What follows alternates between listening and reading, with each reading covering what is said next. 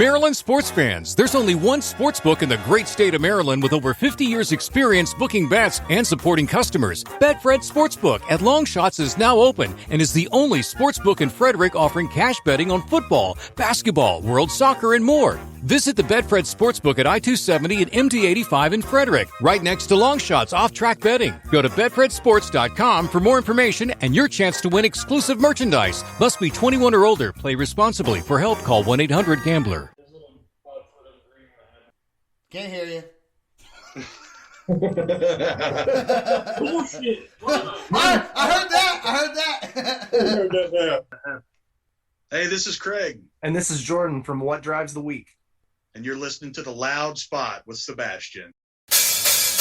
Oh, no! Oh, boy! Ah, here it comes! The motherfucking Loud Spot! That's right, you're listening to the almighty Hot Zone! Doing the intro to the Loud Spot podcast! You're goddamn right! We're doing intros for podcasts now! And if you don't like it, you can suck the entire circumference of my... Wayne Tretzky with the squeals and the drops! P1E goes hard till it pops! Cannonball, don't trust a cop! Johnny Spotswood just don't know when to stop! Yeah! And if you don't like it, you better take your ass up to the snooty box, cause this is the Loud Spot! Okay, see you later. What's up, everybody? Welcome to the Loud Spot. I'm your host, Sebastian Cosby, right out of Oklahoma City. Today we have a band, What Drives the Week, out of Kentucky, but also Virginia, right? West Virginia. West Virginia, not regular Virginia. Yeah, not regular Virginia. We're a little to the left. Okay, but the band, when you guys say where you're from, is it Kentucky? Oh, yeah. We're all from Kentucky. I just happen to live in West Virginia right now. Okay. How far is West Virginia from where, like, do you guys all live pretty close to each other still? Within an hour or so. Jared lives in Moorhead right now, which is about 30 minutes away from John's house. John lives about 45 minutes away from Jordan's house. I live about an hour from Jordan's house. So, yeah, we're all over the place here. Yeah, you guys are kind of close. So how long has the band been playing together? The band started, what, John? Was it 2008? 2008. Yeah, we played pretty consistently up until it was 2013, right? We took the break, or was it 2014? I remember. It was one of the two, and we stopped playing for nearly 5 years. We got back together in, I guess it was 2013, and we got back together in 2017, and we've been at it ever since. Okay. So since you guys started the band until now, and I know this is going to sound like we've talked about this before, because we did talk about this before on a podcast we couldn't air. So, since the time you guys started till now, how many changes of band members have you guys had? That's a question for John. A lot. I can't tell you how many because I don't know, but it's probably somewhere between 8 and 10. Oh shit, a lot. Yeah, a lot. How long has this specific group of people all been together? Let's see. I would say probably March. I know Craig and Jordan has been in it since before we went on hiatus. And then Brandon and Jared came in after we got back. So I would say all of us together probably like between January and March last year. Okay, so January, March. So the other members in the band that were in the band, who's are you one of the original members, I guess, John? Yeah, I'm the only one left. The only one left. So pretty much you are What Drives the Week, I would say. So has the band name changed at all, or has it always been What Drives the Week? It's always been What Drives the Week. And how much has the sound changed with all those different people coming in and out of the band? Honestly, not that many times. I mean, we started off pretty predominantly metalcore, and then as new people have come in and their tastes are different, it's kind of changed a little bit. But now, like, if you compare us now to It's, You're cutting out on me. yeah, you kind of cut out just a little bit. Hold on. All right, then we got John back on, hopefully. So has the sound, and if for some reason the audio sounding weird, Craig and Jordan can kind of answer to the best of their abilities. And Jordan, are you the newest member of the band? No, I'm actually the second most tenured. I joined Oh, this really? band back in like 2009. So first I thought you were a singer, and then I thought you were the newest member. I done messed up twice. Yeah, I've been like the second longest person in this band's history. So what year did you join the band? 2010. Okay. Yeah, it was 2010. Okay, so the band started 2008, 2010. So I get you're the guitar player, so as long as the singer and the guitar player kind of are together, usually the sound's going to sound the same. Yeah, I mean, it didn't change too much. We went from pretty much metalcore, kind of like that late 2000s, kind of almost scenish metalcore, to what we are now. But that's about the only change. It just happened, with, I'd say, less than one album's time we made that jump. So it wasn't too big of a process there. We just kind of did it all at once. Have you guys ever thought about doing country music? I personally haven't. So I would say I've considered it, but it's because around here, if you play country, you can actually make some money. So if I wanted to make money playing drums, I would consider that. But my personal tastes are nowhere near that sort of music. No, I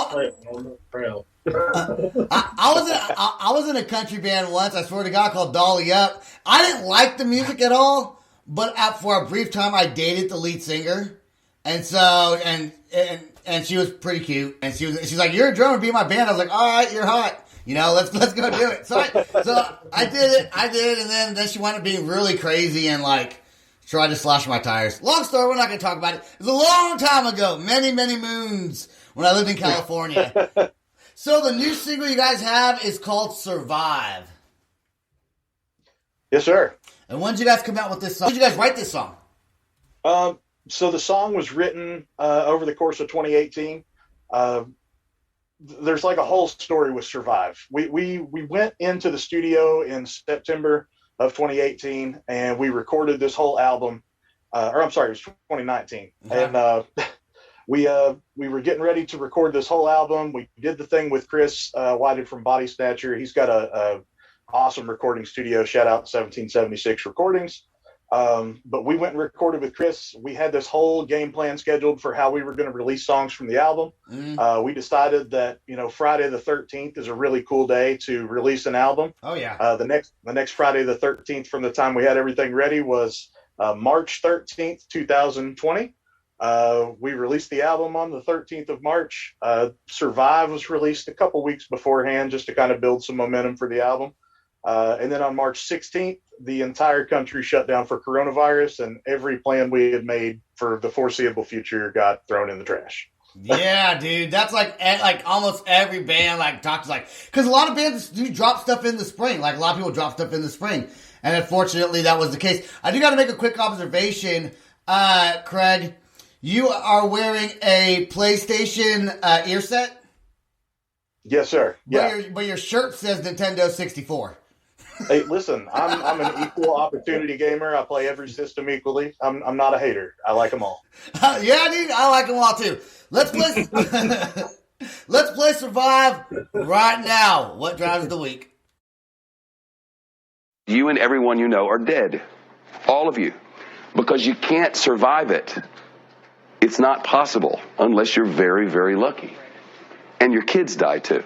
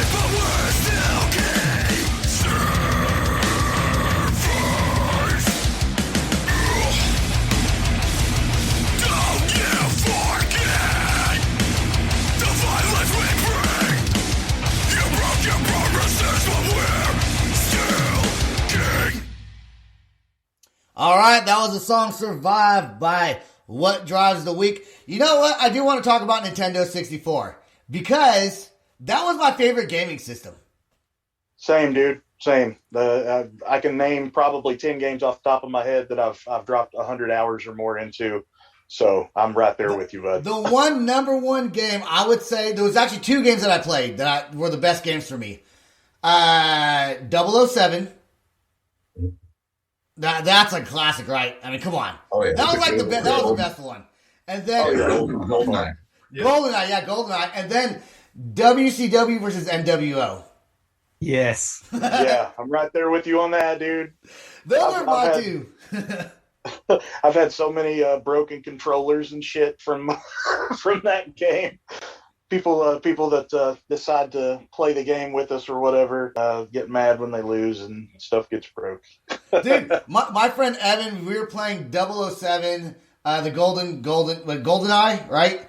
And the whole rule was you can't be odd job because he was like the short one that no one could kill, and we always did the golden gun. It was one shot, one kill. Well, my friend Dale kept on picking him, and Evan, my buddy Evan's like my best friend, gets so pissed he actually gets up, punches Dale in the forehead. Like hard. And I'm like, dude, it's a game. What are you doing, man? They're like, we're all friends. Well, that kind of put a dent in their relationship for a little bit, but Dale didn't punch him back, thank God. Well, that's, I mean, dude, he said don't pick odd job. I mean, yeah. We don't punch somebody over it. Well, I mean, it all depends on how seriously you take it all. Craig, what's your favorite game on 64? My favorite games on 64 were the Legend of Zelda games, Ocarina of Time and Majora's Mask. I would argue to most people that but it really depends on which one you like the most. I like Majora's Mask a lot, but my favorite was always Ocarina of Time, and I would argue that it's possibly the best game that's ever been made. But that's just because I'm a little biased, I guess. I didn't like Zelda until 64. Because I didn't like how you would walk and then all of a sudden like you're in a fight, you know? Like Final Fantasy did that shit. I hated that. I hated those games. My brother liked those games. I did not like that. How about Jordan? What was your favorite? Probably Pokemon Stadium. Like that was the one that like I would go like friend's house because I never had an N64, so I would always go like on a Friday evening, try to spend the night, hang out, stay that weekend, and that's literally all like me and one of my friends would play. Just because we were huge into like the Game Boy game and just seeing it like 3D. Yeah. It was just mind blowing. Okay, so John, this question goes to John, a little bit different. Do you guys ever write your music that's influenced off of a video game? Because if not, you should. I did one time. I let a buddy of mine outside of the band read the lyrics. Like, no, you should write about video games. You need to focus on real time stuff. And I'm like, but I like it. And he was like, I don't. And I was like, okay, well, then I won't do it anymore. I think Jordan and Craig would agree that writing music, because obviously you guys are all video gamers. I like ever since 64 stopped and it came like it was what was after Nintendo 64? Nintendo Cube or something? The GameCube. Yeah. Okay, so I didn't play that, and I didn't play like there's like Nintendo Switch now, and there's all these like PlayStations and Xboxes, and I never really got. The only game I played on Xbox was like Guitar Hero, and that's like the only game I played. Yeah, you know what sucked? You know what sucked was that what was that other game called where you actually had the drum set, Garage Band, or it was Rock Band, Rock Band, and I'm a drummer, and I could not drum on Rock Band. That is if it's any console. What? I was going to say, if it's any consolation, I tried playing Rocksmith, which is the one where you actually use like a real guitar controller. I couldn't play like anything on that. I was failing everything on Rookie. Is it supposed to teach you how to play guitar in real life? Yeah, and I was like, here I am like this many years in the band, and I'm like failing every song on Rookie. I can barely play like Smoke on the Water. John, you need to kick him out of the band. That's what you need to do. You're allowed to come back when you can beat Highway to Hell on Rocksmith, okay? Until then, you're out. What is the band's writing process?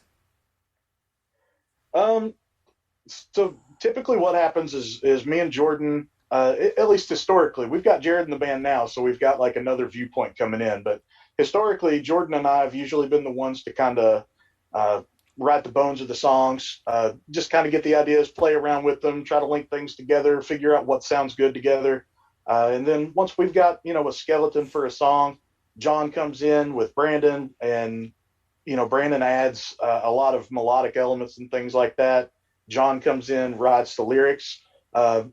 Sometimes though, he'll write lyrics that he'll just have something on his mind, write it out, and then it just happens to fit a song. And that's typically what we do. I mean, we do try to, go behind everything and make sure that, our lyrics are good and everything flows nicely and all of that stuff. But I mean, typically for the music part of it, the bones of it are me and Jordan. With the new album, the new stuff, Jared's contributed a whole lot. So we're actually really excited for everybody to hear the stuff we're going to record this year. Awesome. And like I said, Brandon is right in the middle of it too, man. Brandon has been my bass guy for, probably 15 years now. Like I've played music with Brandon for a long time.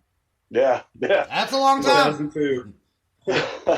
Me and Brandon met in high school. He's just a year or two older than I am, and we were the two metalhead kids that would always come to school and like Cradle of Filth shirts and shit. So we hit it off pretty early. And Brandon has been in other bands with me throughout the years, and he's always been a part of it. But So in high school, where you live, high school was in Kentucky, right? yeah. Is there a lot of metalheads that went to your high school? Or was it mostly just like country music type people? Man, there were about 5 kids that I can think of that were completely cool with what we listened to and what we liked. Every other Mostly it was everybody we hung out with. yeah, it was our small group of friends would get into the stuff we listened to. Everybody else that went to school with us thought we were fucking crazy. They thought that we were, into some weird shit or something. I don't.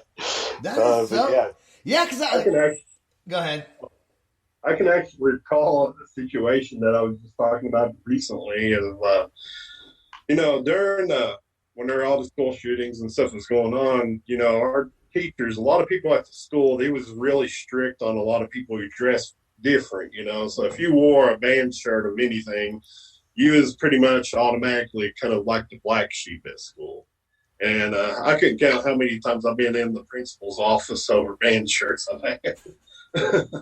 Really? Are you kidding me? That's crazy. Like I'm from like in California, we had a whole group of people that were like the skater, punk rock, metalhead kind of kids. But there was also my high school. I forgot how many students we had. We had a shit ton of students. I think my graduating class was like 400 something. So we had a whole diversity of people. But you hear these smaller towns, and especially with the school shootings, you got like the rock and roll kids, and you're like, the ones that. But then I will say this: there was in my high school, there was like the kids that listened to goth music that weren't cool.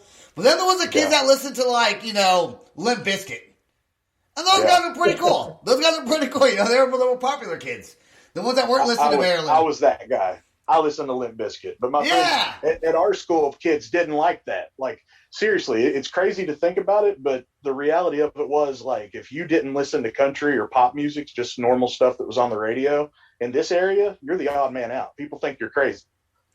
Like our friends, even people that we know that maybe don't like the kind of music we play or whatever, but just want to support us to be friends. That's like the one thing we always hear is, I really like what you guys play and it sounds good. I just cannot understand what these people are saying. Well, to be honest, I have a hard time hearing what you're saying too, but that's because but once I go to the lyric video or like the lyrics, if there's like a lyric part to it, you hear it one time, but that's like with almost any song that's not pop, it's kind of hard to understand exactly what they're saying during the song. Especially if they're screaming it, Yeah. And I think that, learning to dissect screaming vocals by ear is probably an acquired taste, but I picked up on it early. Yeah. Well, and if I listen to a bunch of, because you guys, I think I said on the last podcast we did it, I'm not really a big, huge, like heavy metal, but if it sounds good, it sounds good. Like you guys sound good. There's another band called Amnesis. They kind of have a really heavy sound. I like them. Then the metalcore band Begotten. Those are super cool dudes also. But I like Slipknot type sounds also, I just don't really I don't like that death, dark, deep, growly. Not that it's bad. I'm just saying I don't prefer it. I was guilty. I was the death metal guy. Listening to music with Brandon is where I learned how to tune out vocals and listen to just the music. Because everything he listened to was some sort of death metal growl. And back then, I like Limp Bizkit, man. Like, if it was hard to understand, it's because it was fast lyrics. But yeah, back when I was in school, really, it was like you didn't really hear a lot of deathcore bands back then. It was either metal or death metal or black.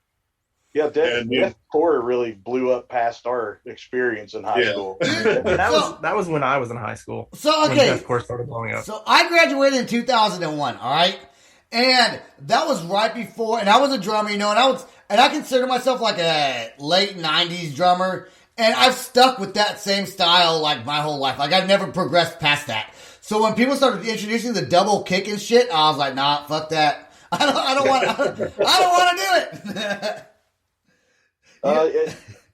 I like to play that kind of stuff, like the way that I was in a band before. I'm not going to say the name of the band, but I was in a band before that like regionally did okay, and it was more of like a hard rock, nu metal sort of band, and we didn't do a whole lot of crazy drum stuff. But the one thing I've always really liked about being in What Drives the Week is like as musicians, we all push each other as hard as we can. Like I didn't come into this band knowing how to do a lot of the stuff that I can do now, and I've learned it by just pushing each other to do it. Like Jordan will come up with a guitar riff and I'll say, hey dude, what do you think would sound good here? And if he says, oh, I think it should sound like da da da da da da da da, like that's what I just try to make it happen to the best I can.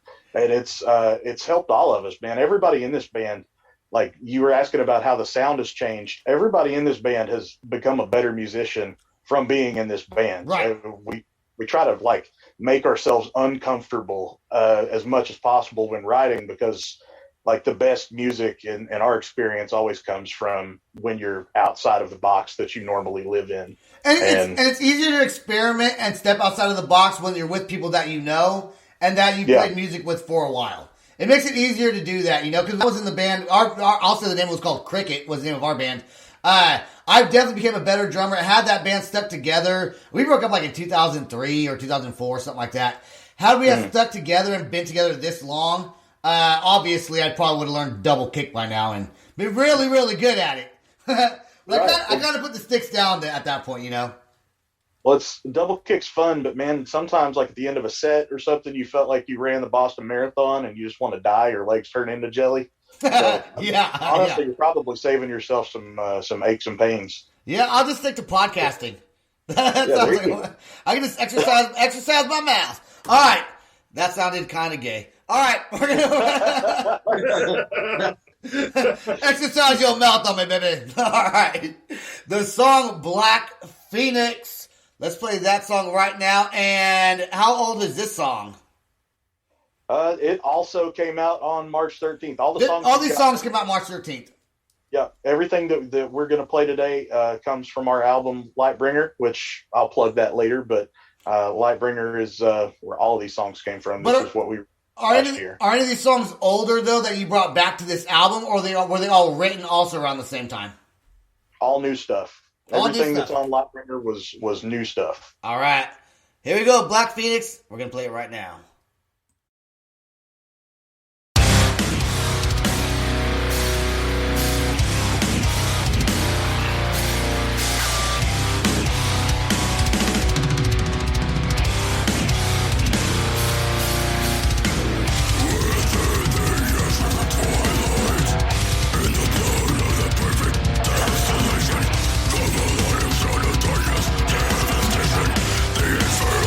Gravity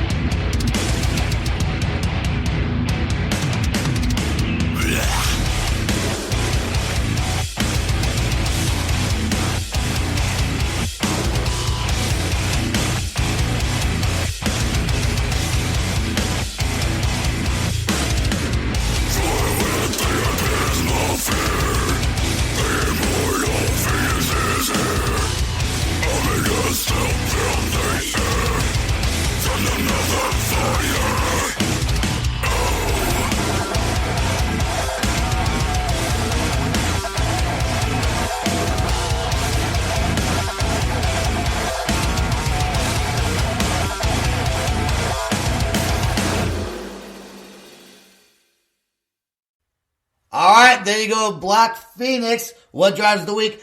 So when you guys were talking about your writing process earlier, that was the same when I was in a band. That was my writing process, and I think, and it's not every band's like that. I always figured the drums and the guitarist should always kind of get together and lay the foundation for the song, and then everyone else can kind of come in. But a lot of bands, it'd be the singer and the guitar player. It's always the guitar player though. It's never like the singer and the drummer, or the bass player and the drummer, or the bass player and the singer. It's always the guitar player, then either the drummer or the singer. Oh yeah. The reason I think that me and Craig write together so much is because we actually had a situation in the past where our other guitar player, who was primarily rhythm back then, had left the band. So we were kind of in a like, what do we do mode? And me and him just decided that we were going to get together and have one-on-one practices running through the sets and just trying to build that chemistry up, that rhythm chemistry and just writing chemistry. And, we got a whole album worth of material out of it. And, we just kept working with it and it got better and better. And now it's like we can pretty much communicate without even talking. Yeah, you guys can look at each other and know when the change-ups are going to be. Now, Craig, do you ever look at Jordan and go, man, do this? Dun, dun, dun, dun, dun. Dun, dun, dun, dun, dun. That's the biggest complaint that I have as a drummer. Like, I know a ton of drummers that also play guitar for the simple fact that they can like hear a riff in their head, and then instead of being like, well, just go da, da, da, da, da, da, da, like they can just pick up a guitar and just play the bare minimum thing to play to kind of get the point across. So hopefully in the future I'll be able to do that. I'm getting fed up with my dun dun duns. No, that's what I always do, man. I always do that. I guess you'd be more complicated with it. And then when you guys, okay, so here's another question. When you guys are writing music, when you first are writing the song for the very first time, do you go in there and try to perfect it already? Or do you go in there, hey, let's just get like the intro, verse, chorus, bridge, chorus, end. And let's get the basics of that, or do you gotta try to perfect it already? Because I know guitar players sometimes like to perfect that shit, man. Our writing process, honestly, we try to focus on getting the skeleton of a song first. Then you can always go back and add those details in. But as long as we're enjoying it, that's the thing. We're going to build on it. We have a cool intro idea. We'll go with it, and then from there try to take it into a verse, so on and so on. Then once we finish it, then it's okay. What can we add into this? Okay, I am gonna direct this question towards John right now. Do you already have a list of songs pre-written, or when you hear the song, does it inspire you to write music to it?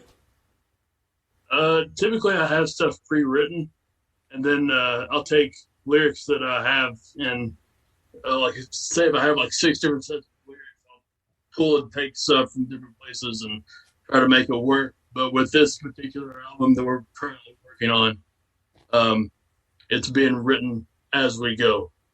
Okay. And now does your bass player, does he ever influence some change in the guitar structure? Does he ever be like, oh, this would be really cool if we kind of did this here instead? Yes. Yeah. Actually, one of the songs that we're going to be playing on here tonight, Suffering in Silence, the entire end of it was inspired by Brandon. Oh, really? Yeah, he started messing around with something, and me and him just were like, hey, that's cool. And then we kind of tweaked it a little bit, and it ended up becoming, like the last almost minute of the song. No one gives the bass player enough credit, man. Bass player never gets credit. He's just the guy that follows the guitar player around. I was a bass player before guitar player, so I try to give him credit. Yeah, so you understand what it's like. Absolutely. And then, you know what? And the drummer, so honestly, if you're in a band, the singer, you change the singer out. You can't ever change the singer out. You change the singer out, you change the whole entire band, right? The other person that you can't. Pretty much. Yep. That's why every band that's ever been like famous. I mean, there may be a band. I'm sure they're out there. I can't think of one off the top of my head. And someone will be like, you idiot, this band. But can you name off the top of your head one band that was signed, very well known, famous band, that they changed their singer and continued to make big things happen? The only one I can think of is not even metal. It's just rock, and it'd be AC/DC, but they're literally like the only exception. I think Switch did a pretty decent job. Van Halen. Okay. No. I mean, it's Kelsey Grin. arguable. I'm not going to say that Van Hagar was better than David Lee Roth, but you know, what'd you say, John? Yeah. Kill Switch. Kill Switch. Oh, Yeah. Kill Switch did. Yeah. I don't know these things. The only thing I can think of is was Drowning Pool, because their singer passed away. They got a new singer, but then they had like one song. I don't think they did much after that. They did. Yeah. They actually went through 3 vocalists that I can think of after their original singer died. Drowning Pool. Yeah, they at one point had the guy that used to sing for Soil, and then they've had 2 other guys that I've never heard of before. That I don't think either one of them lasted very long. Yeah, it's hard to find a new singer. It's also hard if you're already in a band that's already doing things to kind of find that match, and then it's hard to get your fans to really want to, listen to what you guys have going on. People always like the original, not always. But people do like the original, I think, usually more than the new. So since you guys were talking about Suffering in Silence, let's go ahead and give an ode there to your bass player, and let's play that song instead of the Inferno, and we'll play the Inferno next. Hell yeah. This song goes out to every bass player in the world of bass players, in the universe of bass players. Here we go. Wait, Suffering in Silence. Now here we go. Excellent.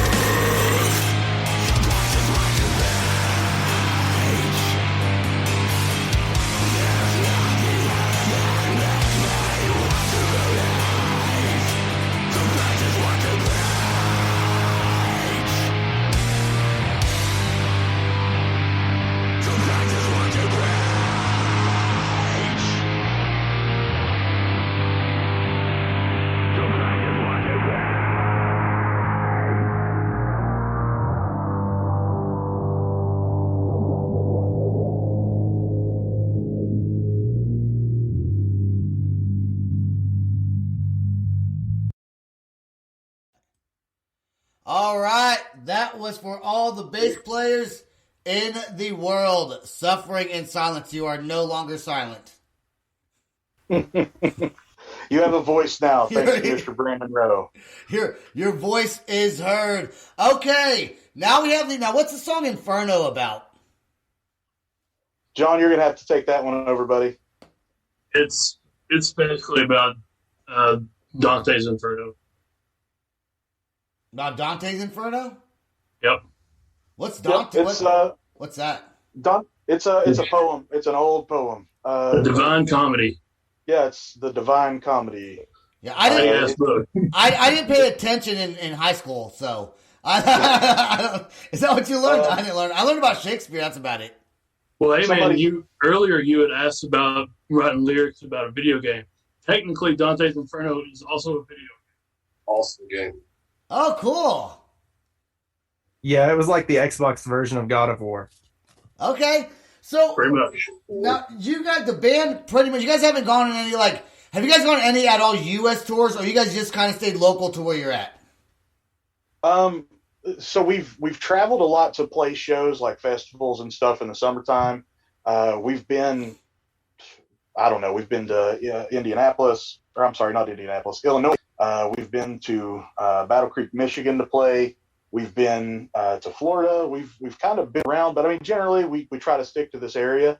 Right now, like the metal scene is kind of starting to itself back up over in towards North Carolina and Virginia. And we're probably going to try to work our way over there as soon as shows really become a possibility again. But yeah, we've traveled to a lot of shows, but I think you could say we've tried to stay more local. Have you guys played any shows at all? We talked about before on the last podcast we did that we weren't able to air. You guys are pretty much shut down for the most part, huh? Yeah. Where we're at right now, I mean, coronavirus restrictions are really strong. Like a lot of bars and stuff just don't even open because they can only have so many people inside the bar. They can't have live music. Or if you do have live music, most venues aren't like equipped to space people out properly like they should be. So a lot of places like just little hole in the wall bars are shut down, but you can still go get your liquor at like Applebee's or whatever. Yeah. Would places, even if the whole band can't play, are places still open to like acoustic shows out there, like a one-man kind of band? There are a couple venues that I'm aware of that, if you wanted to come play acoustic guitar and, let people throw change in your guitar case or whatever, that's probably still okay. But for the most part, I mean, like, if you've got 3 or more people in your band, there's not a whole lot of you can do that right now. Yeah, and you guys got 5 of y'all motherfuckers. Yeah, and I mean, like Kentucky is been in the news this year a lot about coronavirus rules and regulations because the new governor has really stepped up and shut everything down and tried to keep people wrangled as much as possible. It's not always successful, but things have been getting better, man. I think with the virus getting everybody's starting to get the vaccination for it now. I would say, I mean, I'm hopeful that we can play some shows later this year. If not, I guess 2022 will be the year, but we're we're just waiting for somebody to say, okay, bands can come tour again, and then we're on the way. Yeah, as long as the super COVID doesn't affect and the vaccine, dude, I swear to God, this is the end of the world, man. My biggest fear is that this coronavirus spreads to a bigger virus that the vaccine can't control. Next thing you know, you get it, you're guaranteed to be dead, and then the fucking world's extinct of humans and animals take over, and then like a million years go by. And now we're like the dinosaurs from some new species that said there used to be intelligent creatures on this planet. Right. I think my biggest fear is that somehow it starts to develop where people can become zombies from it. Yeah, when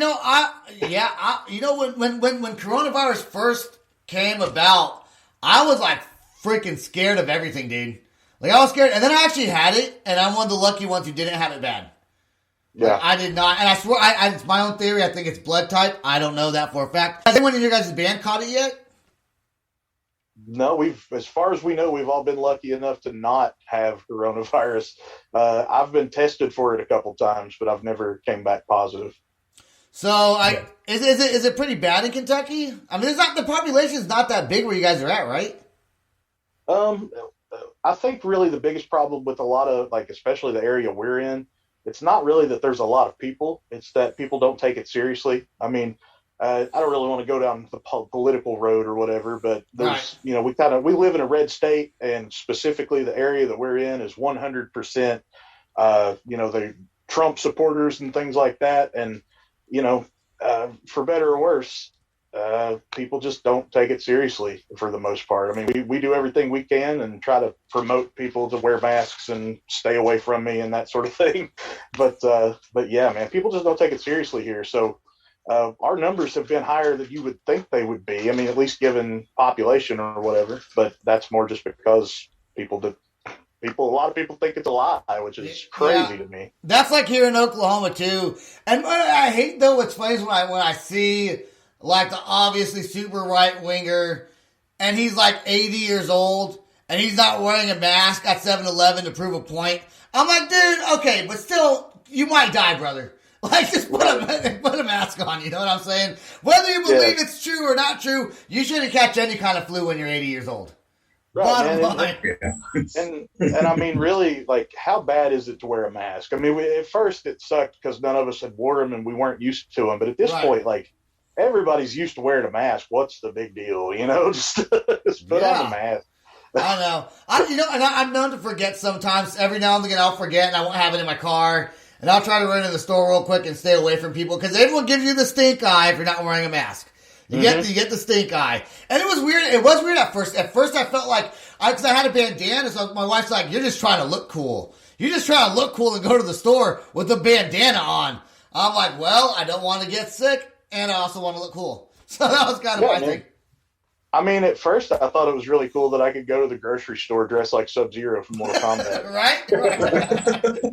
You would think that's the gamer inside of you, Right. Or Scorpion, come here! With the thing. Man, I'll put the cloth over my face, and then I'll pull up my hoodie, and I'll pull it real tight, and I'm good to go, man. Exactly. All right, let's go ahead and play the last song, The Inferno. And I like how you put the word The Inferno in front of it. I think that makes it stand out a little bit more. So here we go right now. The Inferno, What Drives the Week? Here we go.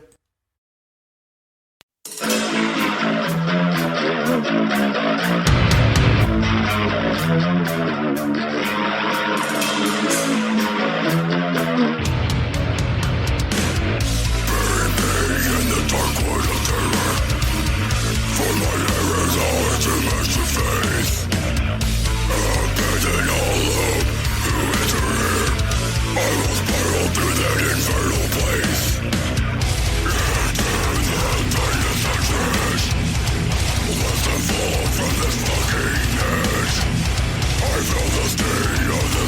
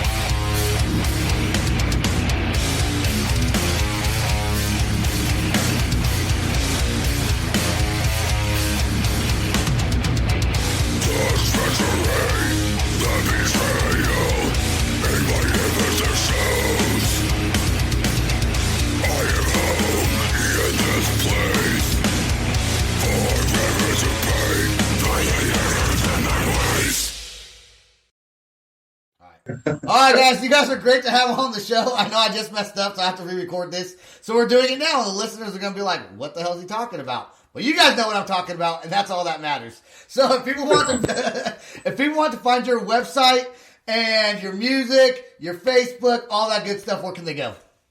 So our main site is probably Facebook. That's where we try to do all of our communications with fans. But we're branching out this year. We're moving into other social media. We've got a Twitter, we've got a Instagram, we've got Facebook. Facebook has links to all of our merchandise and other things like that. The Facebook site, you can either search for What Drives the Week. That's one word, no caps or spaces or anything crazy. Just What Drives the Week, one word. Or you can go to facebook.com/What Drives the Week official, and that'll bring you straight to that too. We've got a store that we sell our merchandise on at Big Cartel. The link is on our Facebook page. We've also got a Spreadshirt store where there's some interesting short-term designs and things like that.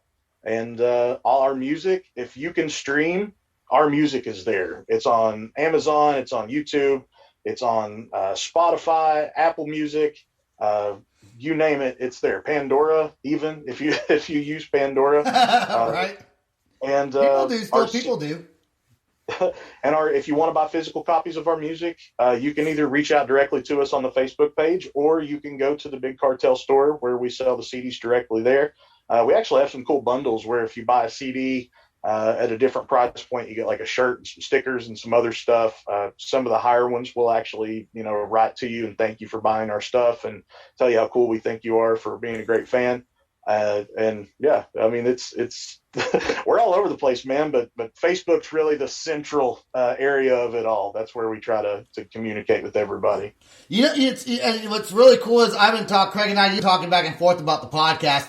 And I'm telling you, 90% of the time, I've said it on other podcasts, and it holds true with you guys, I'm normally talking with the drummer. It's normally the drummer that reaches out, and for some reason, it's normally the drummer that I'm talking to. It's not always, but more than, I would say, probably more than 75% of the time, it's a drummer. And typically the drummer also knows the answers to those questions, or answers it first anyways. Yeah, well, we got... we've got nothing to do in our spare time. I mean, we play drums, and then I might as well try to help manage the band, because why not? Yeah, because do you ever sit at home and just like the guitar player could sit at home and practice this song over and over again, come up with new little ditties. The singer could go there and write lyrics. The lead guitarist could do his thing and this sounds really cool. And the bass player could be like, oh, this is some really cool ideas I'm going to show to the guitar player. But the drummer's usually not at home playing the drums by himself, listening to the music, thinking we should change all this up. Normally it's the singer, guitar player, or bass player. So that's why the drummer that makes sense. That makes sense. And when I first joined the band, we didn't go over that earlier, but I joined the band around 2012-ish. Okay. And John handled all the business back then. And since I've been in the band, I mean, me and John were friends before I was in the band. I've known John for a long time too. But I basically came in and said, hey, dude, I've done business with my other bands. I'm happy to step in and try to help. And we all just work together, man. We don't work against each other, because that doesn't get anybody anywhere. If Jordan wants to book a show, it would be the same as if Brandon or Jared did. We all work together. So that's awesome. That's good. I do a lot of the communication, though. Well, yeah, and you're really outgoing, and really we didn't get to hear much from John's and his side of the camera. That's because of the sound issues. But you guys all seem like really outgoing people for the most part. From what I can tell anyway. So I'm sure you guys have a lot of fun at band practice. If you could give a shout out to any bands that you play with, or that bands that are near you, local bands, who would those be? All right. So we'll start local. Revision Revised is an awesome metalcore band. They've got some really great material coming out very soon. Another local band that has made waves, I the Oracle. We're friends with the guys in Left to the Wolves, who just put out a new song, and that song is a banger. If you like deathcore, I definitely recommend checking out Left to the Wolves. We're friends with Dying Oath, and that's one of those bands over in the North Carolina scene. I know that you've had them on the show a couple times. Yeah. You guys think of anybody else we should throw in there? I Am Air. They're in Texas. Oh, yeah. I Am Air. That's our buddy Matt's band in Texas. He is a monster on vocals, and you should check them out. All right. Anyone from John's group over there? Throw in Nope, can't hear you.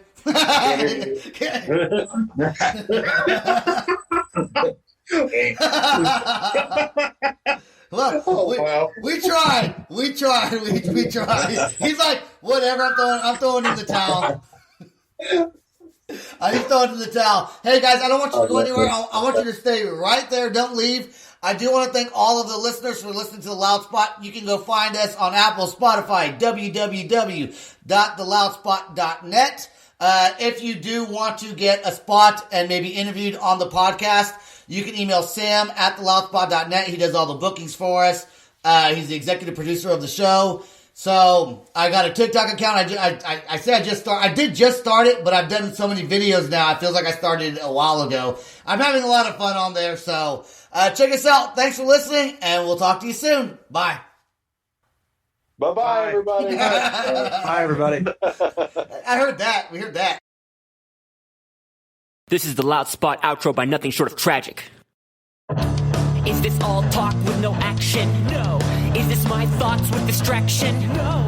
Is this what I bought that's in fashion? Or is this the Loud Spot with Sebastian? Yes. Does Nothing Short of Tragic have his back again? Yes. Does everything that's good really have to end? Yes. A pimp host has to pimp show, so to get more episodes, make an order, this is over.